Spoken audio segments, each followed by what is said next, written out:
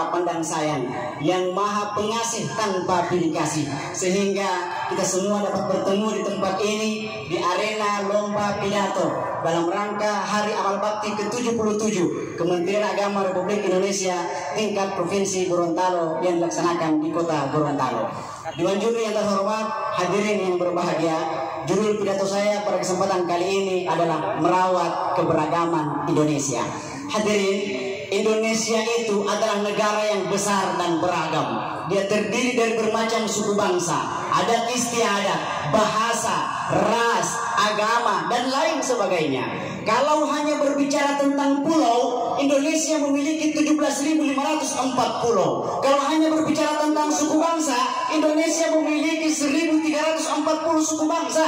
Kalau hanya berbicara bahasa, Indonesia memiliki 742 bahasa daerah. Banyak dan beragam. Kalau banyak, kalau beragam, kita rentan dengan perpecahan, kita rentan dengan pertikaian, kita rentan dengan permusuhan, kita rentan dengan intoleransi, kita rentan dengan diskriminasi, kita rentan dengan radikalisme, kita rentan dengan fanatisme.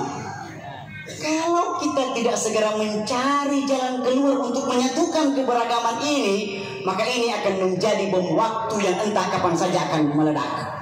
Profesor Dr. Anies Baswedan, mantan Menteri Pendidikan dan Kebudayaan Republik Indonesia dan juga mantan Gubernur Jakarta, pernah mengatakan begini: berbeda adalah kodrat dan bersatu adalah ikhtiar. Bahasa ikhtiar beliau menunjukkan bahwa semua usaha tergantung kita. Kalau kita mau bersatu, ayo bersatu. Kalau kita mau berpecah, terserah berpecah. Pertanyaannya hadirin, apakah kita rela bangsa yang besar, yang dibangun dengan susah payah, dengan derayan air mata, dengan genangan darah, bahkan bergelimpangan mayat para syuhada, bergelimpangan mayat para pahlawan yang telah memerdekakan bangsa ini, kemudian diporak-porandakan hanya karena perpecahan di antara kita. Oleh karena itu, melalui momentum pidato ini, saya menawarkan 3 konsep gagasan untuk merawat keberagaman Indonesia. Konsep yang pertama, membangun ukhuwah wataniyah, persaudaraan kita sesama warga negara. Kita ketahui Indonesia ini besar, luas, beragam, suku bangsa, adat istiadat besar, beragam dan berbeda. Tapi ingat, kita dibingkai dalam satu kesatuan Bhinneka Tunggal Ika. Berbeda namun kita tetap satu. Satu nusa, satu bangsa, dan satu bahasa. Ketika orang Madura datang ke Gorontalo, maka dia akan menggunakan bahasa Indonesia untuk berkomunikasi.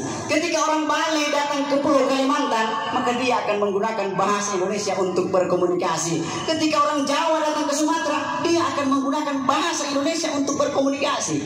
Padahal setiap daerah, setiap wilayah memiliki ciri khasnya masing-masing. Lihatlah Jakarta. Jakarta terkenal dengan Monas dan Istiqlalnya yang luar biasa. Jawa Timur terkenal dengan tarian reog Ponorogonya. Sumatera Barat terkenal dengan ungkapan onde mande rancak bana. Pulau Kalimantan terkenal dengan suku Dayaknya. Pulau Papua terkenal dengan burung cendrawasinya. Kota Makassar terkenal dengan lagu angin mamirinya. Dan kita Gorontalo terkenal dengan binte geluhuta dan sebuah semboyan adati hula hula atau syara'a hula hula atau Qur'ani, adat bersendikan syara bersendikan kitabullah. Banyak beragam. Oleh sebab itu jangan pernah melupakan satu lirik dari lagu Moderasi Beragama yang dilakukan oleh tim paduan suara. Apa salah satu liriknya? Mari kita hidup damai dalam keberagaman, warnai Indonesia. Ingat hadirin, indahnya pelangi karena tercipta dari bermacam-macam warna. Dan keindahan itu bisa kita lihat di sini. Di mana? Di NKRI, Negara Kesatuan Republik Indonesia. Dewan juri yang terhormat, hadirin yang berbahagia, konsep yang kedua, membangun ukhuwah diniyah, persaudaraan kita dalam beragama. Kita tahu di Indonesia ada 6 kepercayaan. Ada agama Islam, agama Hindu, agama Buddha, Konghucu, ada agama Kristen dan Katolik. Kita sepakat semua agama mengajarkan kebaikan. Oleh karena itu, kalau Anda Hindu, jadilah Hindu yang baik. Kalau Anda Buddha, jadilah Buddha yang baik. Kalau Anda Kristen, jadilah Kristen yang baik. Kalau Anda Konghucu, jadilah Konghucu yang baik. Kalau Anda Katolik, baik. Dan kalau Anda Islam, jadilah Islam yang baik-baik. Dan bahkan dalam konsep agama Islam dikatakan lakum dinukum waliyadin, untukmu agamamu, untukku agamaku. Dalam konsep lain dikatakan la ikraha fiddin, tak ada paksaan dalam beragama. Dan ini pun dijamin oleh Undang-Undang Dasar 1945 pasal 28E ayat 1 mengatakan setiap warga negara bebas menganut agamanya, agama yang dianutnya, dan bebas untuk beribadah sesuai dengan keyakinannya masing-masing. Dewan juri yang terhormat, hadirin yang berbahagia, konsep yang ketiga adalah membangun ukhuwah insaniyah, persaudaraan kita sesama individu. Bapak Ibu sekalian, kalau kita saling menatap, saling melirik, saling memandang antara satu sama lain, kita yang hadir di tempat ini memiliki ciri fisik yang berbeda-beda. Ada yang hidung mancung, ada yang hidung pesek. Nggak usah angkat, nanti rasis dan diskriminasi. Ada